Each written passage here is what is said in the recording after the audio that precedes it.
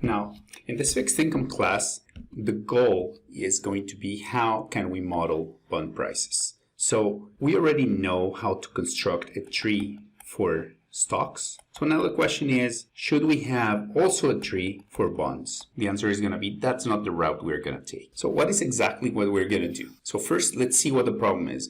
So when you go and look at the tree for a stock, the stock basically, let's say it starts at 100, and then it can go up to 1,000, or it can go down to 0. Right? And here you have like your tree with all the branches and so on. So this thing can grow forever. Let's think now, what would a tree for a bond look like? So a tree for a bond should look different. Why? Well, because the bond at inception, it has a price close to 100, but we know that at maturity, capital T, it also has a price of 100. So the tree cannot look like this. Why? Well, because you know that the price, yeah, it might increase, but at maturity, it has to be 100. And same thing, it can decrease, but at maturity, it has to be 100. So that means that a binomial tree for stocks is not gonna work for bonds. So you can imagine that this bond price can get prices up to 200 and low price of 30, but at the end, if there's no default, then the price is gonna go back to 100. So instead, what we're gonna do, and what is done in the industry, is that instead of having a tree for the bond, we're gonna have a tree for interest rates. And more specifically, a tree for something that is called the short-term interest rate. Why? Well, because we know that if we have interest rate, then we can price bonds, we can price zero coupons, we can price forwards, and then, as we will see, we can price swaps, and we can price floating rate notes, and we can price caps, and we can price everything. Everything is gonna be priceable under this tree for interest rates. We know that we cannot use the same tree for stocks. Also, it doesn't make to assume constant interest rates, and then the binomial tree we just saw is not going to work, so we need a new approach. So these are going to be what we call one-factor models, and is going to model the short-term interest rate. Why the short-term interest rate? Well, because the long-term bond yields depend on expectations on the future short rates. So you can imagine that if you have here a bond that goes from 0 to 10 years, imagine that we break this 10 years into little pieces, and this interval is your short rate. So at the end, the 10-year rate depends on this short rates that we have in the short intervals. And then the expectation of those future short rates is what's going to make your long-term rate. And also, short rates are more volatile than longer rate. It kind of contains more information. So the short rate has to follow some empirical facts. Let's see what those are. First, you need to observe some mean reversion. So what is that? Mean reversion refers to the fact that the interest rate cannot go indefinitely to infinity, or cannot go down like to minus infinity. You know, it's gonna, at some point, it's gonna go back to a certain level. So, for example, right now, interest rates are at about, let's say, Mexico, 4% level, right? So this is the level. Now, before, they were like at 8%. And then they may further go down, let's say, to 2%, you know? So they're gonna move over time, and then times that they might go up to like 15, 20%. But then you expect them to go down to what we're going to call a long run mean. And this long run mean is the mean to which the rate is going to revert. So when it goes to 20 or when it goes to 2, so when it's very high or very low, you say, you know what, it's going to revert. Now, here I arbitrarily chose the 4% level as the long run mean. The long run mean is actually that you go and compute with the data, right? It could be 4 or 5, depending on the market, it's something different. But it's a mean to which the rates revert to. Now, the short-term rate is usually more volatile than the long-term rate, and they're more volatile as they go up. Kind of makes sense. If they're at 2%, you know, they change a little bit, but now if they're at 10%, the changes might get larger. So that means that they're more volatile as they go up, and also interest rates are positive. So another reason why the binomial tree we just saw is not going to work is because it doesn't incorporate mean reversion. So in the new model that we're going to have, we need mean reversion to be into our model. And this is what we're going to introduce. It's the Vasicek model. A huge advantage in this class is that I'm not going to go into those stochastic differential equations and so on that describe the Vasicek model. It's going to be very, very practical. It's going to be down to earth. We're going to see trees and we're going to see very little of complicated formulas. Now, the goal of our Vasicek model is to have a model that is tractable, where we compute derivative prices and where we can manage risk. So prices, as usual, is the most important thing, and manage risk will have to do with deltas and gammas. And that is a reasonable model given the historical data that we have on interest rates. And as usual, this model needs to be arbitrage-free. So the steps we're going to follow is we're going to build a model for the short rate, then we're going to deduce the term structure for each step in the tree. And finally, we're going to be able to compute bond sensitivities for risk management, and we're going to be able to compute prices. So let's see that in steps exactly what is that we're going to do. So we're going to have a tree where at the end, I want my discount factors for each node. And then this one would be 1D1, 1D2, 1D3.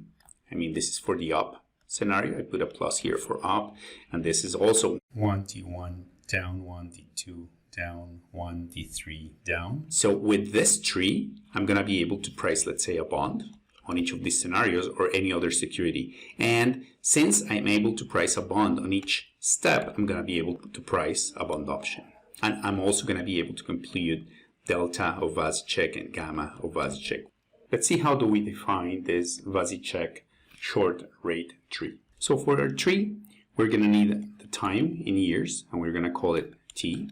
So as a sake of example, let's say that t is equal to 3 years, and then here I have, so from 0 to 3. Then I'm going to define m. So m is the number of times that I'm going to chop this line to see, okay, how many steps my tree is going to have. Let's say here it's 2. So 1 here and 2 here. Now h is going to be t over m, which in this case is going to be 1.5. So this is going to be 1.5 here, 1.5 here. So this is 1.5 years. And this h is what I'm going to call the time interval between two nodes.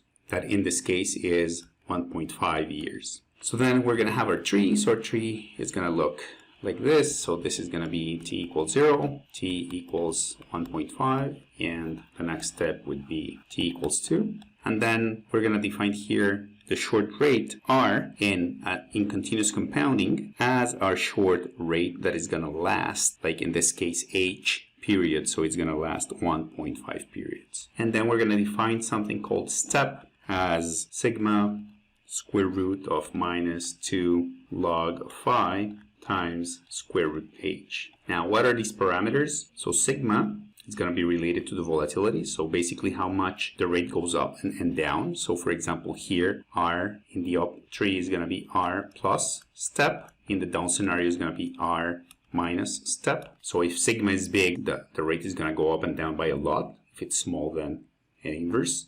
H, we already saw that it's 1.5 in our case. And this phi is going to be related to mean reversion. In a second, I'm going to give an example of what it exactly captures. And finally, I'm going to define Q star. Note that this is going to be Q star T, which is going to be a probability. So Q star T is going to be equal to 1/2 plus mu minus TR square root H square root minus log phi over sigma per root 8. So these formulas are already given to you. Now, what is this? So this is the probability of going up. So if I'm here, this is the probability of going from here to this step. So 1/2 mu is going to be our long run mean. This TR is going to be our rate, in this case at time t equals 0. Square root h, we know what that is. This is the mean reversion parameter, and sigma is the volatility. Q has to be between 0 and 1. And if it gets below 0 or greater than 1, then you set it to 1 or to 0. So all in all, with these formulas, our tree is going to look like this. So this would be 0R is the rate at time 0. This would be also 0R plus step because I'm going up. And this one would be the 0R minus step. And then the next one is here we would go back to 0R because it's going to be 0R plus step minus step. This one 0R plus 2 step. And then here 0R minus 2. So in this tree, this would be the probability. Now, what does that probability mean? So first, mu is the long-term mean reversion. So basically, if you have here your 0r, then this is the probability of going up. This would be the q of at time 0 of going up. So if you have that r greater than mu, then the probability of Vasicek is going to be lower than 50%. Why? Well, because this r is going to be greater than mu, so mu minus r is going to be negative. Given that all these numbers here are positive, then this overall term is going to be negative, hence QV is going to be lower than 50%. What does that mean? That if I'm above my long run mean, let's put it here in a graph. So this is my mu, my long run mean, let's say it's 4%. So if I'm at, say, 8%, then I'm going to have that this mu minus r is going to be 4% minus 8% times everything else. And then I'm going to do 1/2 plus this, so it's going to be lower than 50%. Hence, the probability of going down is going to be much higher. So at the end, this is what's pushing my tree and my interest rate to go back to the mean reversion level of 4%.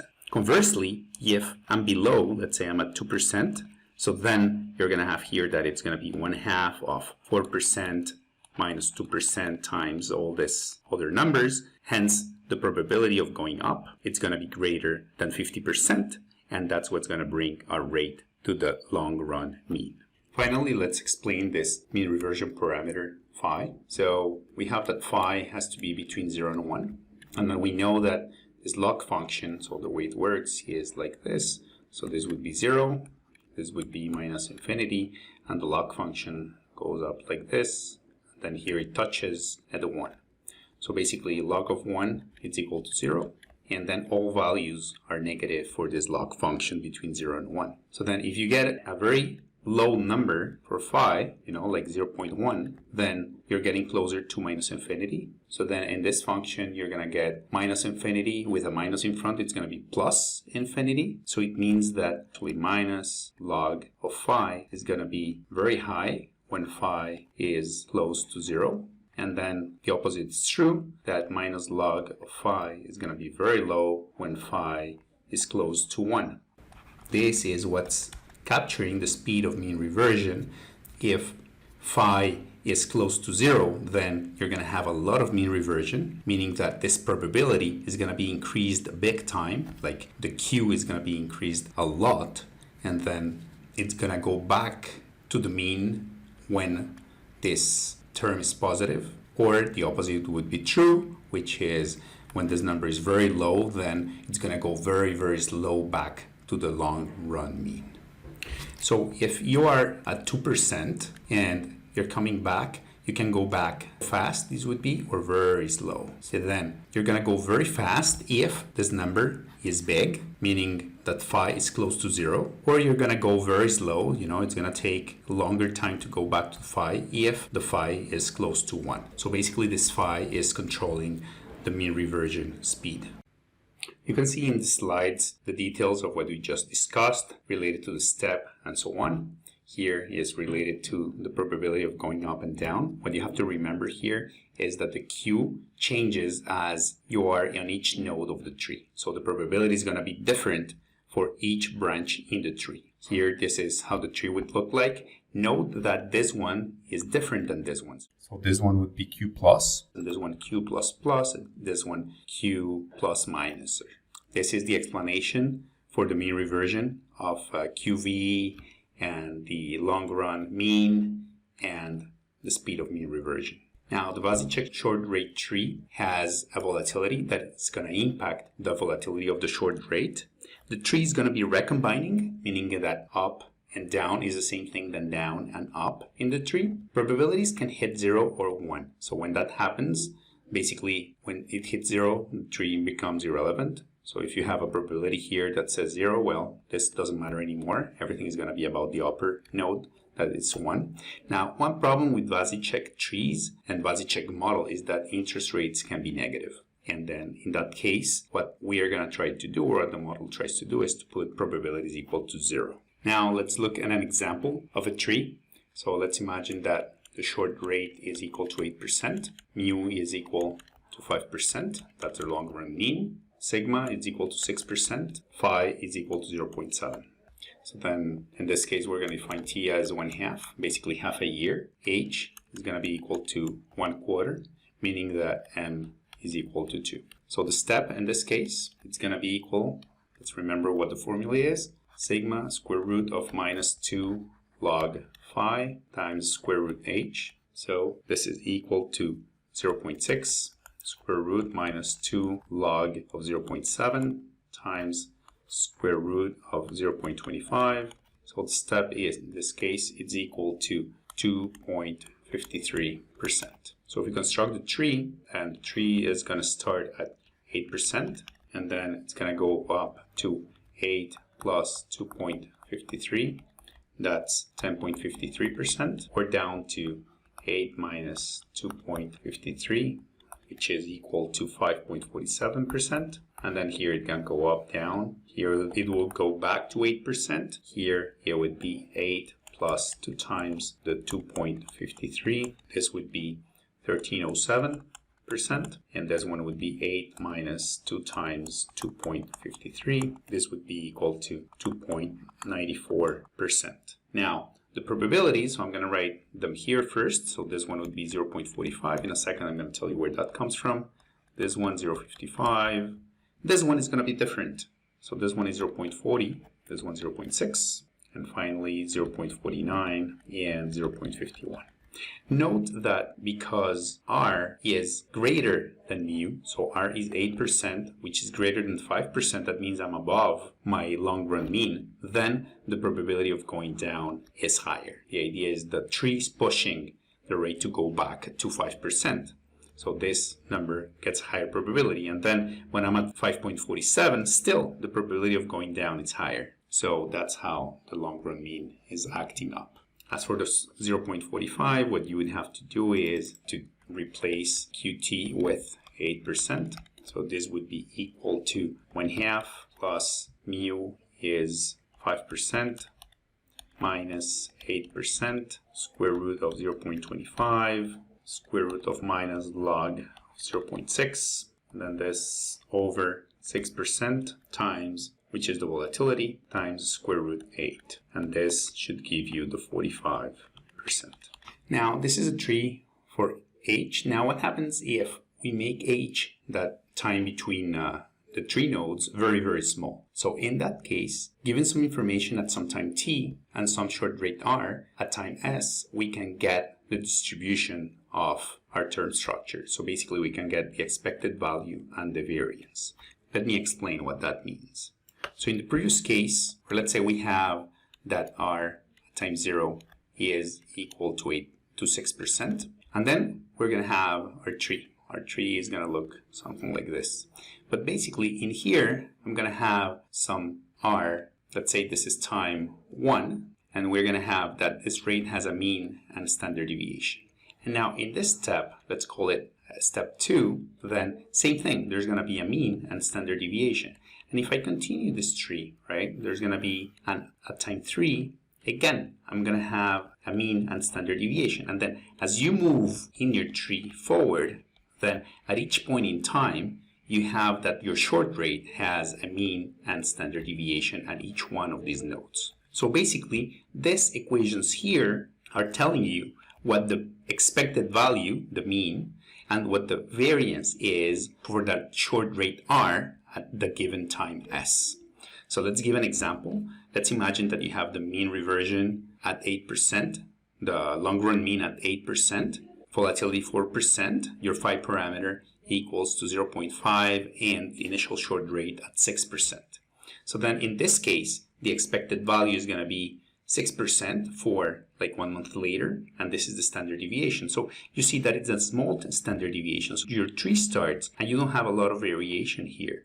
But then as you start moving forward, so in this case, the mean is actually going up and the standard deviation is also going up, but it doesn't go up like to infinity or anything like that. You know, it keeps it within bounds. So you see that a rate in infinity, if you had infinite steps in your tree, would be 4%. Your rate would be 8% and your standard deviation would be 4%. So let's see, for example, where the mu of 6.11 comes from. So this would be equal to mu1 minus phi s minus t plus 0 r phi to the power of s minus t. So this is equal to 8% times 1 minus 0.5 to the power of 1 over 12, since s is 1 over 12, or plus 6% times 0.5 to the power of 1 over 12. And this is equal to 6.11%. You can compute the sigma of 3.46 as follows. It would be sigma squared 1 minus phi to the power of 2s minus t. So this is going to measure actually variance. So the sigma is going to be equal to the square root of 4% squared 1 minus 0.5 squared times s minus t, which in this case is going to be equal to 1. And then this is the square root of all that, and you get the 3.46%. And this is how you would reconstruct this table. So in conclusion, we reviewed the binomial trees for stocks. We saw why that binomial tree doesn't help you price bonds or bond options or any fixed income derivative. We introduced a binomial model for the short-term interest rate, and then this is the binomial model and some variations of it, the ones we're going to be working with in the rest of this class. Thanks for watching.